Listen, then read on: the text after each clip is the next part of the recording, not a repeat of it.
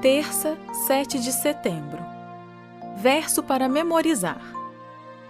Ora, estas coisas se tornaram exemplos para nós, a fim de que não cobicemos as coisas más, como eles cobiçaram. 1 Coríntios 10, 6. O exemplo de descanso.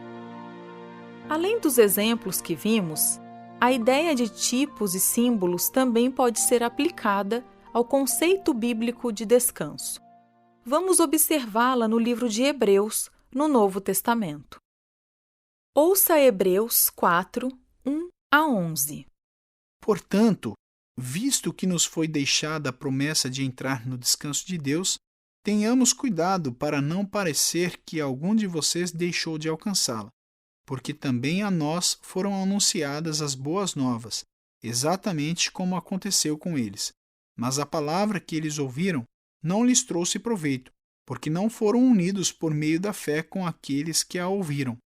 Nós, porém, que cremos, entramos no descanso conforme Deus disse.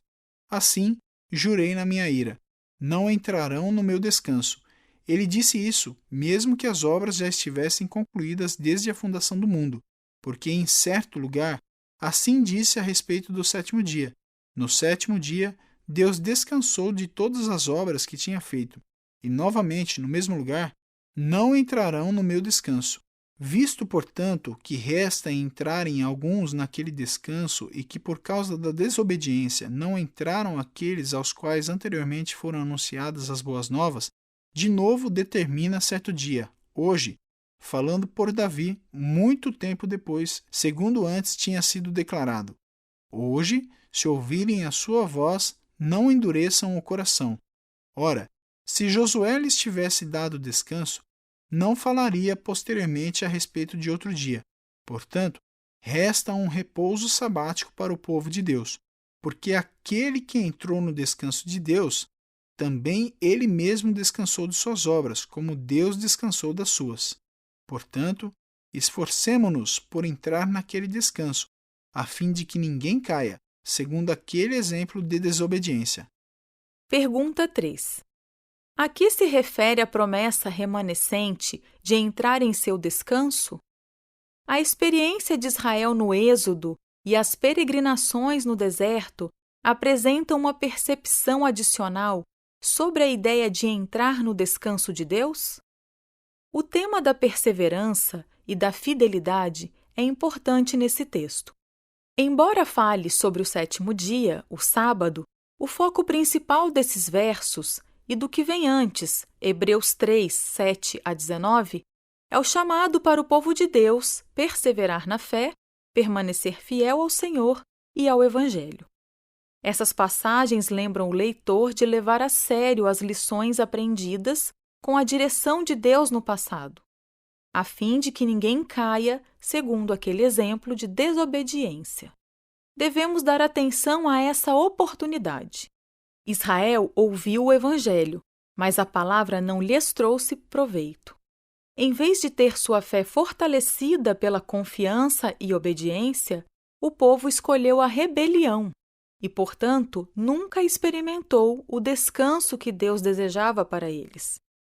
Hebreus 4:3 indica a estreita relação entre fé e descanso. Entramos em seu descanso somente quando confiamos naquele que prometeu o descanso e que pode cumprir a promessa.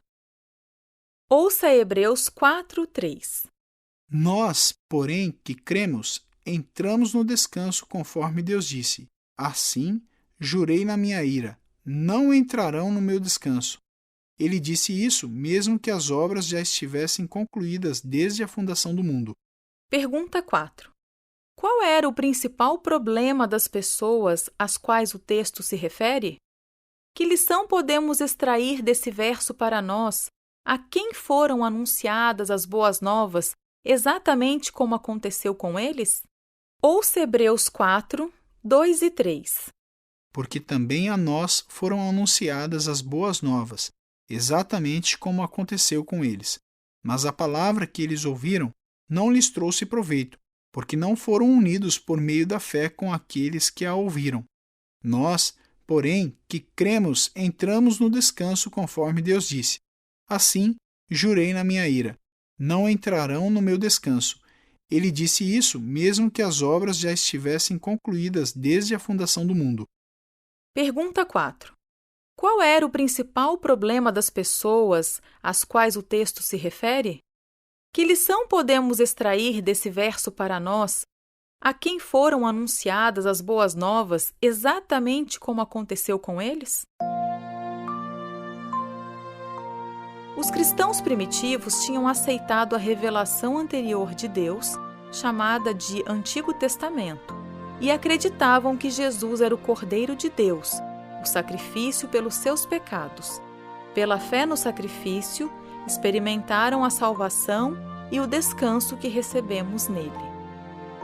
A compreensão do que significa ser salvo pelo sangue de Jesus nos ajuda a entrar no tipo de descanso que temos em Cristo, sabendo que somos salvos pela graça, não pelas obras?